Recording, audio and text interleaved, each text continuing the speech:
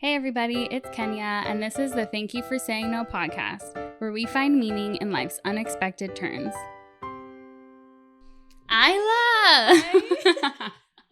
Welcome to the Thank You for Saying No podcast. Thank you. I'm so excited to be here. I'm so excited for you. Aww. This is the first episode, so it's literally so special that you're here.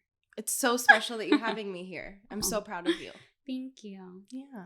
So for those who don't know Iyla, she is a sad bitch and a bad bitch. Yeah. No, that's the name of her single that came out this year, right? Yes. And it's definitely my favorite song on my Bad Bitches playlist. Thank you. No, but really, she is just like the most real, pure, kind-hearted, awesome, like hardworking, outstanding people I know. Oh. She's a singer, a songwriter, a model, an activist, right? Yes. She's just like a 10 out of 10 human being. And today she's going to talk to us about her like success as an artist. Oh, well, And, thank you for that amazing intro. I'm definitely a sad bitch and a bad bitch sometimes. And she's gonna tell us about like the things she had to overcome along the way. And truth be told, I've known Iyla since she was 2. Yeah. She sang a song for me at my bat mitzvah. We're family. And like I've known you my whole life. And so that makes me a little nervous, I'm gonna be honest. because even though we're talking about your story, like you can flip the script back on me just as easy. So please like don't ask me anything embarrassing. You're gonna say don't ask me anything. I'm like, great. Okay. So let's get into it. I want to talk about your journey, some of the no's along the way, and the greatness that came from it. And I want to start with the great things you've accomplished first. So if I leave anything out, please. So you've had songs with Snoop Dogg, with Method Man, with Y2, with Joyner Lucas. You've worked with Grammy Award-winning producer Casey Porter. Yes. Shout out Love Casey. that guy. You have 2 EPs, War and Raindrops and Other Ways to Vent. You've gone on your own headlining tour. You have your own music company, Ostervellum. You've been on Vogue. You've literally done a campaign for Forever 21. Did I miss anything? No. You have 65 million streams on Spotify, Apple Music, and YouTube. That's so crazy. That's crazy. And just knowing you on a personal level, like you are so pure and genuine. Thank you. And like true to who you are. And you're not afraid to be yourself, and you're comfortable in your own mind and body. And that shows like through you. We're already gonna cry or no? I might. And you're just like, you're so comfortable in your own mind and body, even through the hard times. And that comes out in your music. Thank you. So. Oh my gosh. Thank you. I feel like those, like everything you listed, sometimes I need that reminder. Like the sad bitch in me needs that, because it's a tough industry for sure. And it's also like, I'm such an introvert. It's tough to like be like, it's crazy to hear you say that, because I'm so happy you feel that way, especially as someone who knows me so closely. Like I'm honored that you feel that way. And I think music is how I express myself. Like it's how I connect with people, as opposed to some people are like going out, like you know what I mean, like super social. And for me, I think my language and my openness comes through the music, and like through the like bad bitch kind of moments is like where I find my like the combo of kind of who I am. Yeah. With like being an introvert, but also like having a message, I guess. For sure. So like you're great. You're so great, right? Like you've made it. You've like achieved wild success in my eyes, for sure. Thank you. I don't know if I agree, but thank you. I completely like you've done amazing things, right? And you put yourself out there and you did that. And you've been told no along the way, and you've said no along the way, right? But you've also had those like thank you for saying no moments too. Oh yeah. And so that's where I want to get started here. So what was the first relevant no in your career that led to the successes you've achieved up to today? I would say, okay, so when I was a junior going into senior year of high school, I was so quiet. I majored in dance. I went to a performing arts school. I think I was able to kind of hide behind the dance a little bit. But I knew I wanted to be an artist, a musical artist. Yeah. And I had to make a really tough choice, which was to not go to college. For me, so that first no was, came from me, obviously. But everyone around me was trying to get into the arts or entertainment, the industry, because of the school I went to. But everybody was going to college. Every friend. Yeah. And had scholarships and opportunities. And for me, I felt like I would be taking on a ton of debt. I would be, because I wanted to be a musical artist, there wasn't a blueprint. It's not like if I go to school, I get to like, okay, you get to be successful, or like, oh, you can get hired at this, whatever, and so I kind of had to make a tough choice.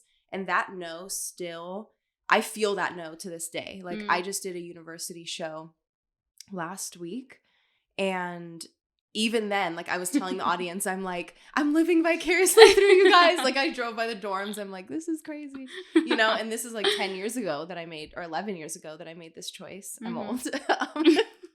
No, but it was definitely the best choice. But that's kind of my first no. Okay. That was, when I reflect on it, I'm like, good job. Good job. Because a week after that was when I auditioned for Fine China, which is a group that I was in. So. And I want to talk about Fine China too. So like, what kind of music was Fine China? Yeah. And tell us just more about the group, how you found it. Okay. So 1 week out of high school, I had made this tough choice, obviously months, prior to this. And I just felt like I knew I wanted to be a solo artist or whatever. I wanted to explore that. Okay.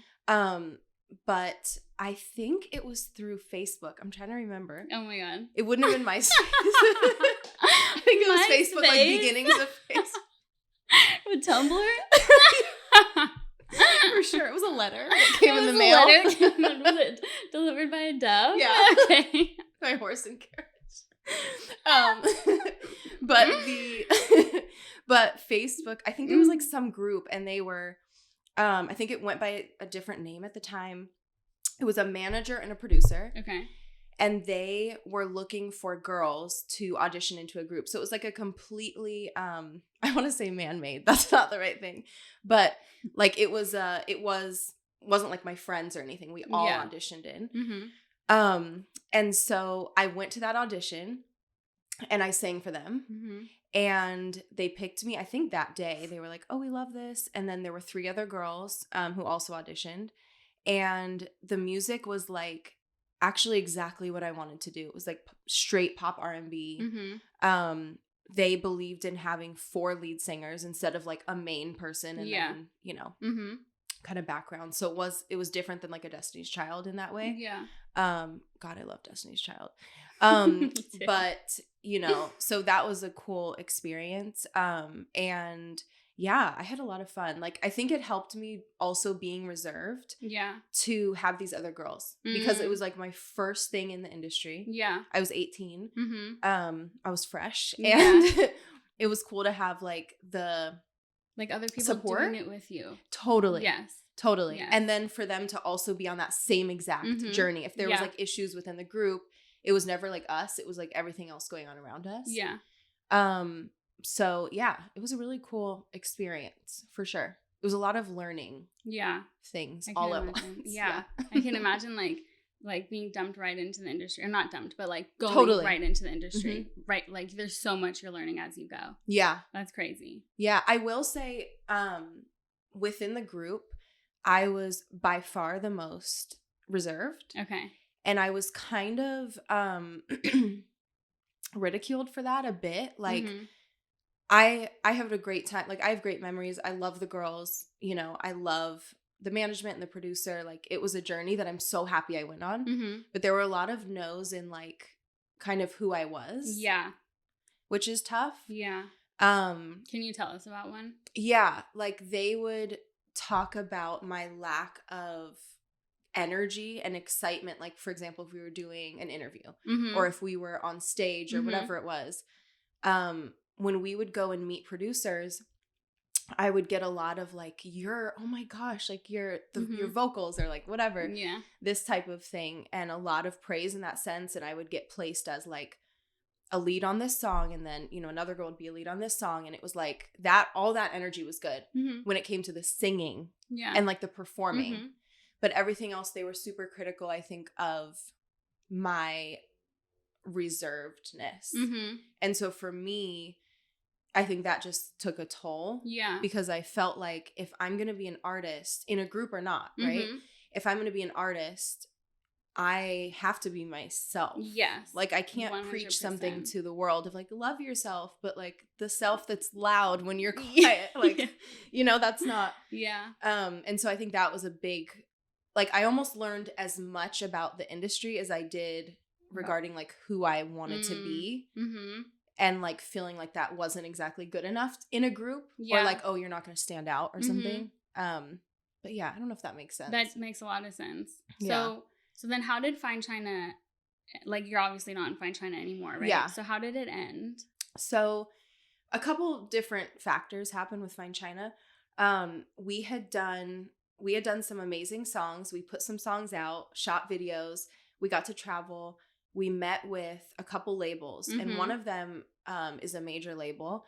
And we had gone into the meeting, and I remember telling myself, like, I don't want the group afterward to be like, oh, you know, Iyla was quiet, or there was this thing or whatever. And so I remember just going in and being like, okay, I'm going to be present. Like, I'm going to be me. I'm not going to change who I am, but I'm going to like give it. And I remember knowing, I felt like that in my audition for Fine China. And I feel like that to this day, like something in me, I just turn it on. And I can be like, I don't know, I can deliver what I need to deliver usually. But in that moment, I remember after we left the label, they had just kind of sat us down individually. And I don't know the other girls' stories as much, but I know with me, they had just said like, you were really reserved and whatever. And I remember thinking like, no, I wasn't. What? And so, you know, it was interesting. So then we kind of, I remember two of the girls had been, I don't know if like asked to leave. I think there was probably kind of some stuff behind the scenes that I don't know about, but they had decided to leave. And so there were only two of us left. And the girl that was left, she was so talented. I love her. And I just remember feeling like this is just not right anymore. And I think it's that I should go. And then I had, you know, spoken to another member's family, and they had said like, you know, I think that there was some kind of messiness that had happened with the deal. Like maybe they wanted one of us and, you know, or something like that. And so. Do you know who, like, do you have more information about that? Yes. So I think they had said that they wanted to do some type of a deal around me. And and then I know there was talks about me and the other girl and doing like a duo type of a thing. But that for the management, which it was their choice, you know, like we were adults, but we were following them. And I totally respect it. Like it is what it is. I think they felt like it was like an all or nothing. And I don't know the details about it because I was done. Like at that point, I was already kind of out of it. So wait, so you auditioned with the label, and this was the audition where you felt like, I'm going to give 100% me, just be myself, be who I am. Yes. And you did that. And then after the audition, your management company was like, no, they didn't want to like go it wasn't with us. quite, like they didn't want to. But in the end, the label loved you. Yes. Because you were being just who you were. Yeah. Wow. I think so. Wow. I mean, that's what it's interesting. Yeah. And I think also, I don't know what the other girls were told, but I'm guessing it was, you know, like we all had what was seen as like a weakness and a strength within it, you know? And I don't know, it was like a very interesting experience, and it was very music industry like. Like a big wake up call of like, okay, maybe not everything is what it seems. And like to this day, I actually don't know. Like I don't know the facts. That's crazy. I don't know. We need the facts. If there was a deal, we need the deal presented, attorney. No, so I have no idea, but I'm so happy that deal didn't happen. And like, I don't know. So I need to pause you for a second. So what you're describing is like everyone had their weaknesses, and I almost don't even want to call them a weakness, but for you, I'm sure it was like your shyness, right? Or like being more introverted. Yeah. But I think today, like those are your strengths. Like Thank that's you. what people relate to. Thank you. Like, because you come out into an interview or a music video or, dude, a show. Yeah. Like, I watch your shows and I'm literally like so moved by what you're doing. Like I feel what you're trying to express. Like, thank you. You show emotion in your music, and that is just like, that's like, you make people feel something. Like, not everyone can do that. Thank you. I think for me, that's the whole entire goal. So it means the world for you to say that. Yeah. It's really the best way for me to kind of shine is to just own my shit. Yeah. Okay, so the group ended. You're like, you decide to leave the group, right? You come out, you're like, oh shit, like I didn't go to college. Yeah. I'm not in this group that I didn't go to college for. Like, what else is happening in your life at this time? Like, were you about to get married? Were things going really well? Were you just like flooding in money? Yeah, I had 7 kids. No. So what's interesting is that I didn't really mention this, but so when I was a kid, I did acting. And in that, I was able to make money as a kid that goes into like a Coogan account for when you turn 18. Yeah. And thank you, little fella acting. A little me. I just did like commercials and stuff. I don't know how I was brave enough for that. Goals. I'd like to go back to that energy. But because I had some money that was saved. Yeah. A lot of that went into Fine China, like our wardrobe, things like that, like we paid for. And so I remember leaving the group. I had featured on Walking on Air, which was produced by my uncle Casey Porter, who you mentioned before. And that's the one with Snoop Dogg. Yes, that's the one with Snoop Dogg. And Casey had hired me. And a niece. Yes, and a niece K, who's a DJ. Okay. Yeah. So Casey had hired me. I think this was toward the end of Fine China. I'm trying to remember the timeline, but it was definitely toward the end of it.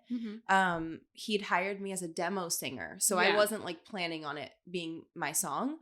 And then the label heard it and they were like, we love it. And this label was Sony Australia. So that song came out and that was like a super cool time. Yeah. And I got to travel with that and it was a big song. Like it was a dance record. It wasn't really like what I was doing in the group or what I saw myself doing musically outside of the group. But it was so special, like such a cool experience. I got to travel and the song was #1 in like 7 countries. I was reading the comments because I watched the video the other day just to like get up to speed and stuff. And they're like, this song doesn't get old. And I'm like, that's so true. So crazy. It's like I was still like dancing to it. Oh, it's so good. How many years later? And you know, Casey wrote that song. Yeah. Like he's amazing. I'm so grateful to have him and, you know, my family. But so when that came out, I had left the group. By the time it was actually out and the video was out and all of that, and it was getting really good attention. I started working with a bunch of different producers, like as a solo artist. And a lot of people liked or loved my voice. But they felt like it was really hard to put me in, like, fit me into a blueprint of other artists' success, which is like, I don't blame people at all. I think in this industry, there's no way of knowing. Like, so much of the success of an artist is through like chance or like someone possibly hearing you, someone seeing you somewhere, like a showcase or on YouTube or whatever. And so it's so much easier when you have an artist, you're like, you're a good singer, let's make you pop. Or like, you look like a country artist, let's make you a country artist, you know? And so I was running into that a lot with producers and management. The management that I had coming out of Fine China, was amazing, but felt like I should fit into a different box than I wanted to be in. And I didn't want to be in a box at all, you know? Yeah. And so that was, a very interesting thing. And so I remember kind of just being like, okay, rewind. I needed a job. I was out of money. Okay. And I had a bunch of friends who worked at this place called Cupcake Stiletto. Okay. In the Topanga Mall. Yes. If you're from the Valley. Shout out Topanga Mall.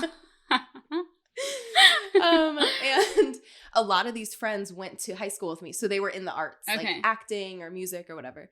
And they worked at the cupcake shop and they were like, they did. You should just apply. Yeah. They're like, you need to apply. Like, stop being crazy.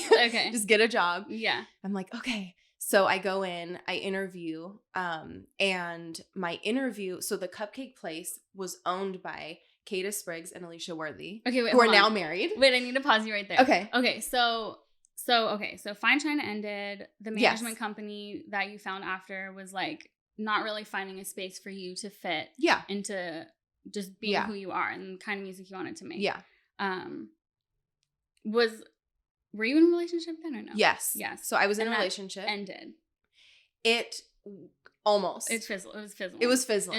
Okay, that's fine. We can leave it there. So it was fizzling, right? But I want to talk about that moment where it's like you have this culmination. I'm calling it like a culmination of your nose. Where like Fine China ends. The label didn't work out. Like you didn't feel like you could like people were telling you like to be something that you weren't almost. By telling you to try to fit in a box that you weren't fitting in. Yes. And over and over. In that and your relationship was fizzling. Yes. So in that moment, like what were you thinking and feeling? Like how are you like walking through that no part? Oh, that's interesting. I think I was stumbling through it. Yeah, I'm not graceful when I get my crawling. nose. I'm usually like there's puking and lots of stuff. Totally. All the good things. My favorite. Yeah, I think to touch on the relationship, because I think that was a big part of this too. I was in a relationship for a few years from the time. So this spans over like leaving high school, 18 years old, until I was about 21 was when I got the job. Okay. So it was a couple years. At the cupcake shop. Okay. So that time in that relationship, like I was with someone who was super supportive of my career. I had lost a lot of friends, because I was like giving everything. I still do. Yeah. Like I was hustling for this life and you don't have a lot crawling of free time. and And so it would be like, come to my birthday. And I'm like, I'm so sorry. Like I can't, but I swear it'll pay off one day. And I hoped, you know? And so I think it made people look at me different, which sucks. But I also was like, I gotta stay on this path. Like it means something if I feel it this strongly. And so my relationship at the time was like kind of my everything. And it was pretty codependent, like on my end. Okay. And I remember right after I got the job and then the relationship, you know, came to an end. I drove for the first time. And I had had my license since I was 18. Oh my God. I didn't get it at 16, but I got it at 18. And I remember like the first time that I drove to one of my coworkers' house after the breakup. Yeah. Because I had not driven myself really. Oh my God. It was a very secure or like provided a lot of security, the relationship for how young we were. And I'll always appreciate him for that. Like it was very special. But it wasn't right anymore. Yeah. And that was very tough. That was like, it was like my first kind of adult relationship, and that was tough. So yeah, it all happened at the same time.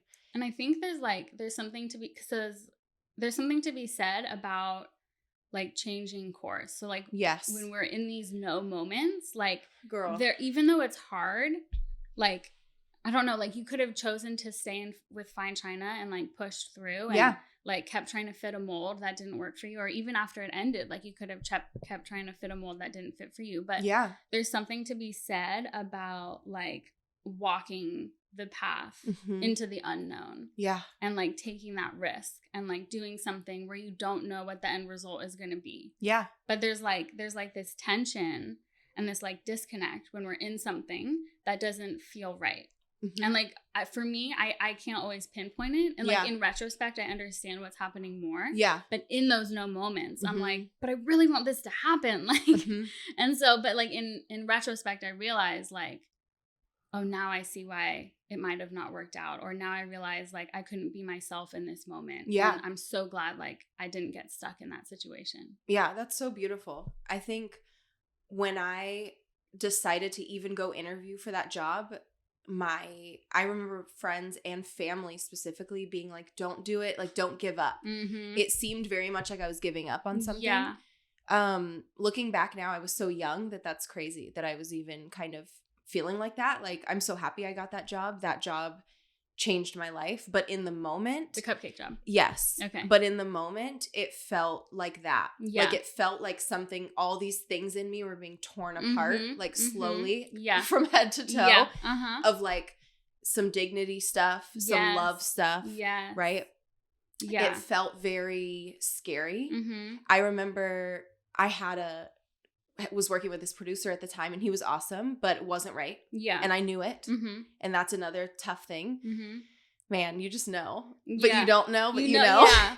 And sometimes it's hard because it's your only option in front of you. So sometimes 100%. You just have to take what's there. And I remember thinking like, okay, well, I'll try and be a pop artist. And then like one day I'll get to do what I really want, you know? And like, because this person believes in me. Mm-hmm. And I remember they gave me a contract that was this thick. Mm. And I was like, okay. And I think it was 3 days later that I went in for my interview with Cupcake Stiletto.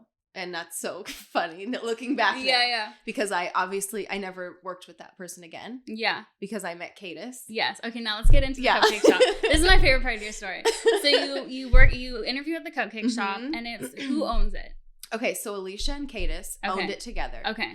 Alicia is an attorney. Right. Cadis is a music producer. And at the time, was Alicia an attorney in LA, or where was she? She was an attorney in Atlanta. Okay. And she had moved to LA and started this passion project, Cupcake Stiletto. Okay. So it was like, I think she had gone to school at NYU for law school. Mm-hmm. And she loved like the combination of cupcakes and then like high fashion. Yeah. And then, you know, so that's how this started. So did you go to work in like heels and stuff? No. Oh, okay. I had a Cupcake Stiletto shirt. Oh, cute. And sneakers. Do you still have it? Yeah. Aww. I have 2 of them. Oh my God. But yeah, so I remember, so I think she actually interviewed everyone who had worked there, but she was maybe she was out of town or she was working or something. And so Cadis had interviewed me and they ran it together. Yeah. But he interviewed me and he was like, I'm a producer. And I was like, I'm a singer. And I think we both were kind of like, okay, everyone is. Everyone in LA is a singer and a producer. Yeah, like welcome to LA where everyone does everything. And so it was it was a very interesting interview because we did not talk about like cupcakes or the job. Okay. We really just talked about music and then he asked me if I had questions and he like showed me the menu and then we kind of got to work. Like I got hired. Yeah. And the next day I think I started there.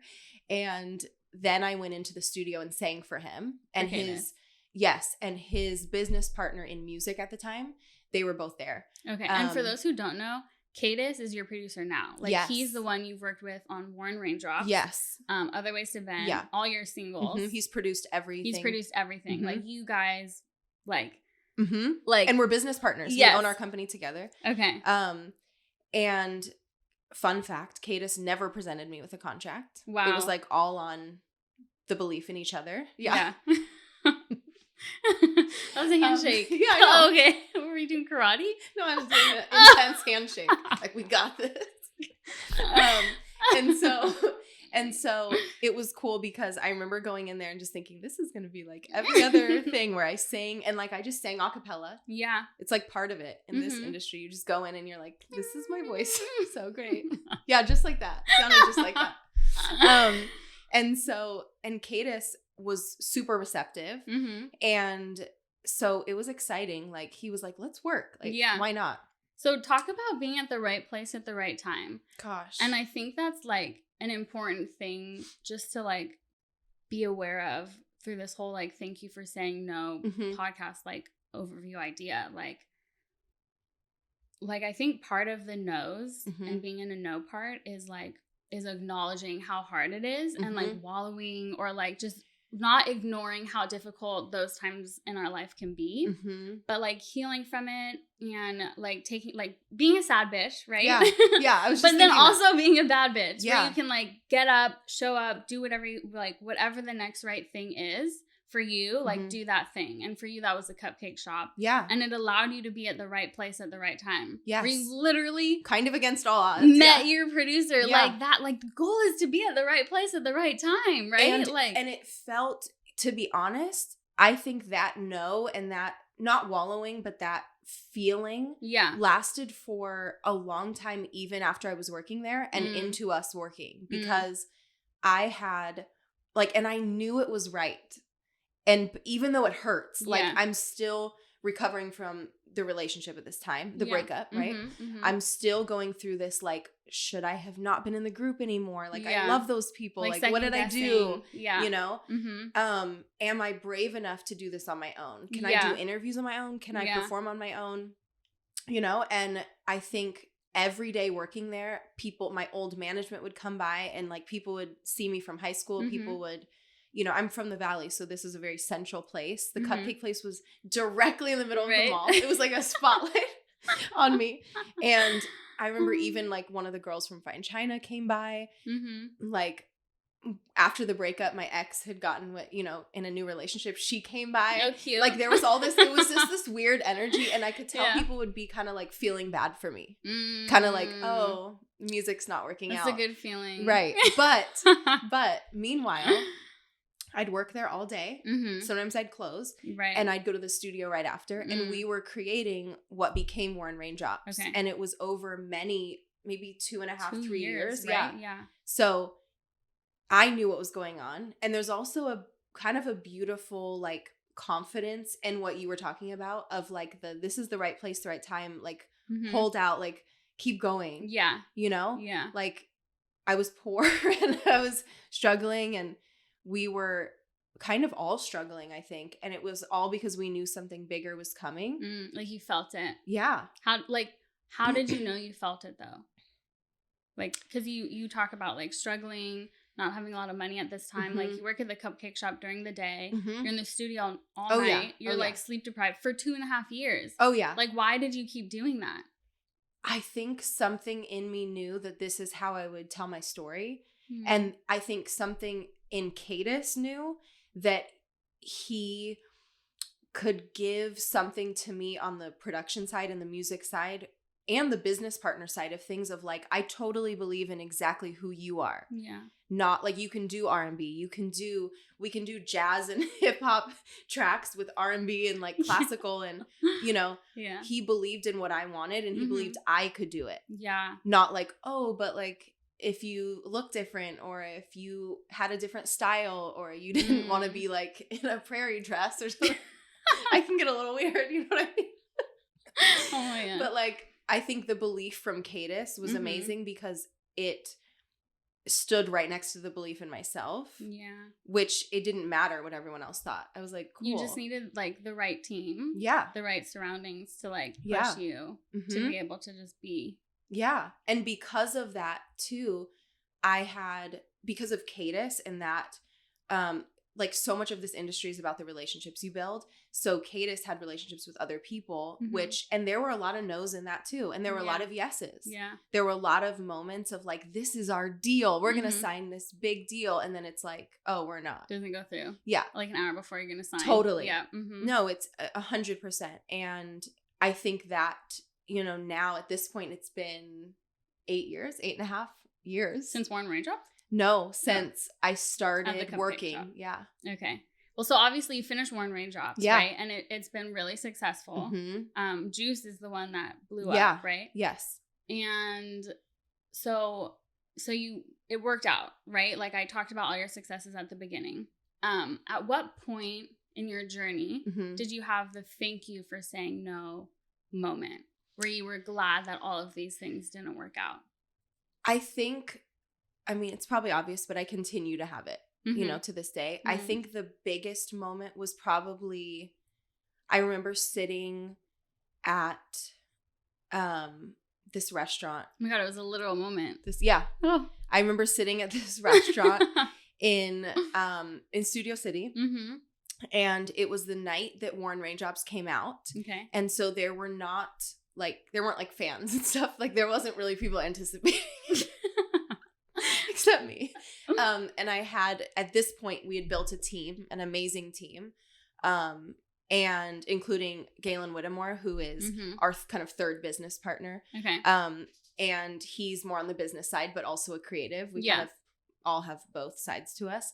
And I just remember we were sitting at this restaurant. My parents were there. Cadis was there. Galen, Lucas, Amber, my team, basically, my core team. And the restaurant, like I think Galen or Cadis had them play it. And this is like a big restaurant. This is like kind of like a pop-in It's restaurant so at the time. And I just remember hearing it. Like, it wasn't like hearing it on the radio or hearing it, like things I've done since, like a billboard or something. Yeah. Those are amazing. But I think hearing it on the speakers and being like, this has been a hard few years. Yes. A hard journey in so many ways, like heartache and recovery and finding that the joy in it. And I just remember hearing, it was probably juice or flowers or something, and just being like, oh, okay, like there's something. Yeah. And it wasn't even an acknowledgement from like the industry or like my friends or any of that. It was because I felt very alone at this time. Very alone. Like I had given every day and every night to this for years. Yeah. And it was a kind of an innocent, pure moment of like, oh, that's my thing that I've worked this hard for, and it's out. And it just felt like, okay, thank you for like all the no's, like the big no's, the little ones, like and I think without, like, I can acknowledge every no, and they're all shitty, and they all were hard, but they led to yes. And they led to me finding a me that connects with other people, which I can't even believe. Like, they people care enough to this. Yeah. Which is crazy. And I still have them all the time. Like there's still, this is an industry full of no's and slaps in the face. But I think that, like, remembering that moment at the restaurant is like always kind of what keeps me going, because that yes was a huge yes for me that actually didn't involve a cosign or an acknowledgement of like anyone else's yes except my own, of like my journey being the yes. And like the victory of it, I think. Wow. I think there's like, and I touched on this a little at the beginning, but there's something to be said in walking the path that is the unknown. Like, and your story is such a great example of that, because every like avenue that you tried to fit into like didn't work. You literally had to forge this own path of yours to find your sound, right? And to be you and be who you are. And I know it's like, it's scary and it's not easy. And the fact that you did it is really powerful. Like, thank you. Like, really powerful. Thank you. It's dark. It can be super dark. Walking that, it's like a tunnel. It's a really long, you're like, is anyone here? Hello. Especially in an industry like this. But I think in any industry where you give your whole heart and soul, and then for some reason within entertainment, it's such a trip, because you're like, hi, here's my heart, mind, body, and soul. Do you like it? Do you like me? You know? And I've done these, like, we had these moments. We had these big moments, and we still do. And of, like, signing label deals and kind of those full circle moments. Like, looking back at Fine China and then looking at when I actually did do, when I signed with Empire and things like that. But it continues. Like, the no's are going to continue for me. Oh, yeah. And how I push past that, and even my own no's. Like, when I look in the mirror, like, I'm like, okay, love yourself today. You know what I mean? Like, it's vulnerable. And like, but knowing, like, exactly what you said, going through that, it's dark, it's scary, it's stumbly, it's hard to walk straik and sit up straight and be like, okay, this is gonna be amazing. Can't wait. After. Sounds great. Like, this is so fun.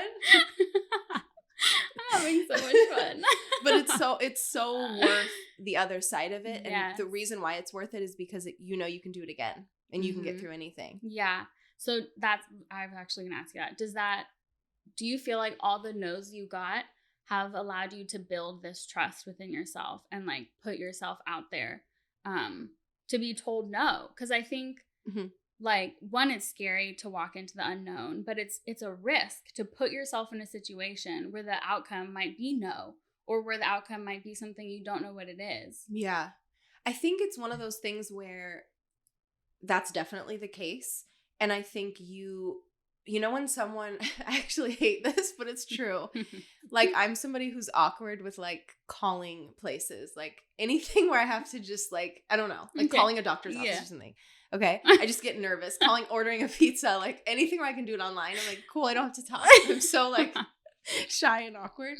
But the truth is, the more you do it, the better you become at it. You're like, oh, I got this. Like, I mean, no one's gonna tell you can't order the pizza though, so you'll be okay if you call them. But no, we're out. Click. We're closed. We're closed. But for me, the no's become that, where it's like, I've been through the no. I got to the other side of it, doing me, and doing it my way, and you made it work. Yes, and the truth is, if it didn't go my way, and it didn't light the path that it lit for me. I would rather have had the no and been myself. Yes. And I know that. So that's kind of what I mean about the pizza thing or the doctor thing. It's like, the more you run into no's, the better you're going to be at, like, this is going to turn around. And even if it doesn't, right, you can. Like, you will make this know what it's supposed to be. You'll be the one thanking yourself as long as you can, like, hone in on that and really keep going through and the darkness. It's not easy at all. No. Right? And, like, we're talking about, like, the struggles of it and the challenges of it. And, like, it's not always, like, quick. Like, you graduated high school more than 7 years ago. Yeah. Right? Yeah. More than 10 years ago. 11. And so it's a journey, right? And, like, it wasn't always like, I hate my life, like, this sucks. Like, there was moments, ups and downs, right? But it was like, it's a journey. It takes time. But it did work out in the end for you. And it's not even the end. Thank you. And I hope that for me that it continues to like I know there's gonna be more things that can pull me down. There always is. Every day there are for all of us. You're gonna get so many more no's. Yeah. And you're gonna say no. And I want so many more yeses. Yes. And you're gonna get so many more yeses. Yeah. You are absolutely going to. Like, you're only going up from here. Thank you. You know, like, you've reached the next level. I don't know video games, but, like, entering level next. Is that how it goes? I play a lot of games. We've been busy. So busy. We've been so busy. Okay. Doing our careers and stuff. Wow. So this actually feels like a good place to conclude. So if I can gather anything that we've learned today from your story, it's that, like, you don't know what's going to happen. Like, life is so unpredictable. And even when we try to control an outcome, we might realize, or it just might be that that's not the right outcome. Right? And Sheryl Sandberg, actually, I'm going to quote her because she says it, like, so great. She's like, if plan A doesn't work out, kick the shit out of plan B. And that is just, like, that is so true. And that's your story, right? Like, life is so serendipitous. The simplest moment of working at a cupcake shop can literally create a lifelong ripple of great things, dude. Like, that literally gives me chills. Like, every time you talk about that story, like, I can't, like, that. And that is just, that's inspiring, right? Because you allowed yourself to be at the right place at the right time. And your story is just so spot on for this podcast, because it's like, you acknowledge the challenges of overcoming, like, your first career step not working out, and a relationship ending, not having gone to college, like, trying to pick up the pieces, like, all at the same time. Yeah. But you, like, you charged forward and you did it. Like, you literally, and you've created something. I'm not gonna cry again though. Like, why? Like, why? We're either laughing or crying. I don't know. It's our whole relationship. Like, you've created something that people can relate to and, like, feel moved by, like, just being who you are. And that is, like, and it's just amazing, dude. Like, thank you. The only thing. Thank you. So, yeah, and, like, these are the kinds of stories we're gonna be telling me. I'm gonna be telling here on this. I'll be here on this podcast. I'll scoot over. I'll sit in the middle. Okay. I'm the correspondent.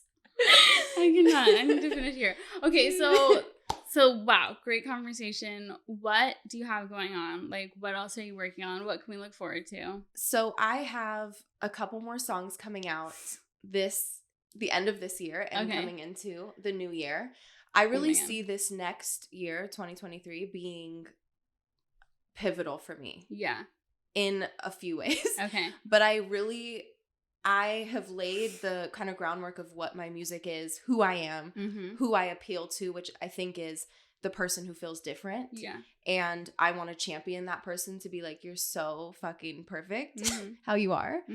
And exactly as you are. And I really want to continue to create brands, to highlight other artists who really have that same message. Yeah. And to just grow. Like, I don't think I'll ever be satisfied. Yeah. With anything. I'm like that too. Like, I just want to be. Yeah.